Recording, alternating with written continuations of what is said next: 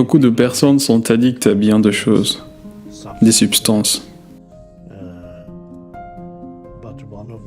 Mais une des plus grandes addictions, jamais lues dans les journaux, parce que les gens qui sont addicts ne le savent pas, c'est l'addiction aux pensées.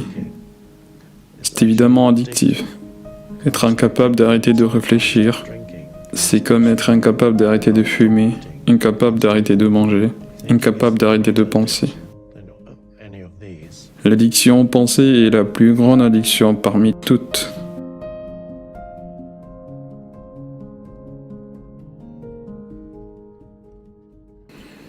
Et c'est une addiction parce que premièrement, c'est comme une drogue qui persiste depuis longtemps. C'est un pseudo-sens de personnalité, ce qui explique la grande réticence des gens à vouloir ne pas penser. Parce que c'est comme si vous êtes dans un état de sommeil que de ne pas pouvoir penser. Il n'y a pas assez à apprendre sur cela, ni même sur comment l'ego fonctionne. Et même ce peu qui est déjà est juste une observation personnelle. Le noyau central ici est la présence. Et la présence est ce lieu où les pensées sont absentes. Mais la présence peut être en arrière-plan, même quand des pensées jaillissent. Vous pouvez ne pas être complètement emporté par les pensées. La pensée perd sa capacité de créer un chaos dans votre vie et vous mettre dans la confusion. Donc, votre choix n'est pas tant de comprendre plus ou former d'analyse intellectuelle à la pratique, mais de pratiquer l'état de l'absence de pensée, qui peut advenir de différentes manières, comme vous le savez probablement si vous n'y pensez pas. Pratiquez-le, simplement. Devenir plus conscient du moment présent et l'accepter tel qu'il est diminue l'état d'hyperactivité de l'esprit. C'est déjà une chose, parce que la plupart de cet état d'hyperactivité mentale sont des tentatives d'échapper à la simplicité de l'être dans l'instant présent. Donc, devenir plus conscient du moment présent en tant que pratique. Ayez quelques repères dans votre bureau, votre voiture. Disons que le moment présent ou quelque autre symbole qui le représente. Il y a différents points d'entrée dans le moment présent. Avoir conscience du moment présent signifie que les pensées sont substituées. Elles peuvent ne pas disparaître complètement, mais quelque chose d'autre s'élève premièrement. Nous l'appelons présence ou conscience. Les bouddhistes l'appellent pleine conscience. Terme que j'utilise pas parce que ça implique que votre esprit est rempli de choses, alors qu'il ne l'est pas. C'est juste une mauvaise traduction. Donc, pour être présent, vous devrez utiliser le pouvoir du moment présent. Mais comment pouvez-vous devenir conscient du moment présent? Quand vous atteignez cet état, après un moment, vous pouvez ressentir la présence de la présence, pour utiliser les termes. Votre sens de perception vous retire de la pensée. Si vous ne jugez pas ce sens de perception, en étiquetant, en attribuant des noms, regardez autour, partout, peu importe où vous vous trouvez. Regardez autour. Pratiquez le sens de la perception sans cette interférence compulsive de nommer ce que vous voyez. Oh tiens, ça c'est une belle fleur. Je ne sais pas comment on l'appelle. Je ne sais pas non plus sa culture. Tant que cela ne m'aide pas à penser. Si je sais comment elle s'appelle, je peux dire « cette fleur est telle et telle » et je laisse aller. Regardez ce que ça signifie, sans l'interférence des concepts ou des mots À ce moment, par exemple, vous me regardez. Maintenant, disons, entre maintenant et maintenant, étiez-vous en train de penser? Non. D'accord. Encore. Entre maintenant et maintenant.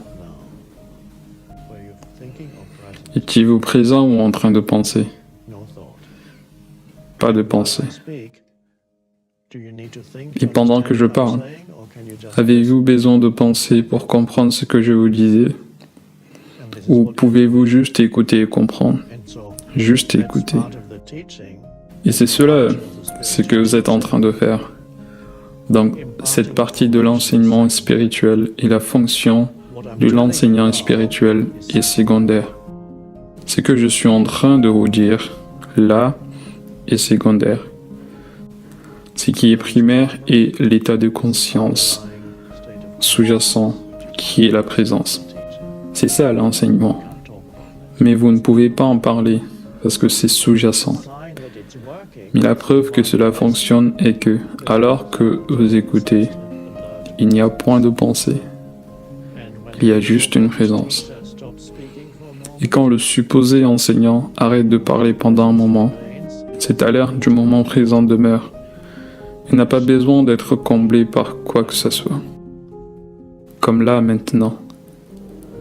À quoi vous êtes en train de penser? À rien. Si nous nous mettons à faire cela pendant longtemps, à un moment donné, votre esprit commencera à penser. Et c'est dit, combien de temps va-t-il rester là? Et quand cela advienne, vous autorisez votre esprit à déterminer combien de temps il va se mettre là et rien dire ensuite et revenir au moment présent. Après quoi, notre pensée peut surgir. Quel est le but de tout cela? Et vous pouvez autoriser cette pensée à surgir et ensuite revenir au moment présent. Ce qui signifie que votre priorité n'est plus de suivre la pensée là où elle voudrait vous mener. Parce que toutes les pensées disposent d'un pôle magnétique. Elle voudrait plus de votre attention parce qu'elle veut croître. C'est une petite entité qui veut croître. Pour cela, elle voudrait votre attention. Et dans un cheminement subtil, elle essaye de capturer votre attention en utilisant une sensation corporelle en disant « Mon Dieu, j'ai faim, soudainement. Pourquoi n'ai-je pas besoin de manger quelque chose là ?» Ensuite, vous penserez à quel restaurant vous allez manger. Donc le moment présent s'évapore. Vous aussi, vous disparaissez. Dans votre esprit, vous cherchez un restaurant. Ce qui signifie que cette pensée a fait usage de quelques sensations corporelles pour construire une pensée inutile. Parce que vous ne trouvez pas de restaurant, parce que vous êtes là. Vous tenez là maintenant, ici. Donc, elle peut faire usage de beaucoup de choses pour attirer votre attention. Et si vous n'êtes point prudent, si vous ne savez pas le mécanisme qui est moins une compréhension intellectuelle, mais une simple réalisation comme, c'est ça ce que l'esprit fait. Il essaye de vous embarquer. Si c'est cela ce qu'il fait, ok, une fois que vous apprenez cela, vous pouvez autoriser une pensée à surgir sans pour autant la suivre, là où elle voudrait vous mener. Et elle vous mène à une autre pensée.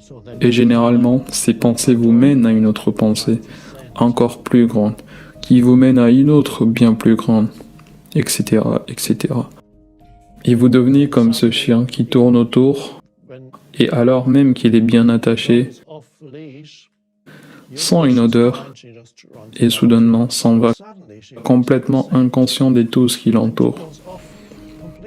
Il suit l'odeur et s'en va très loin.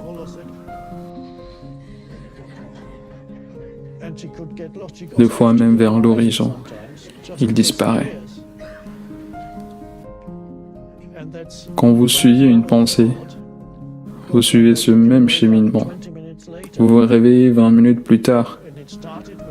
Ça a commencé avec vous ayant faim et pensant à un restaurant, et ça finit avec vous pensant combien votre vie est difficile.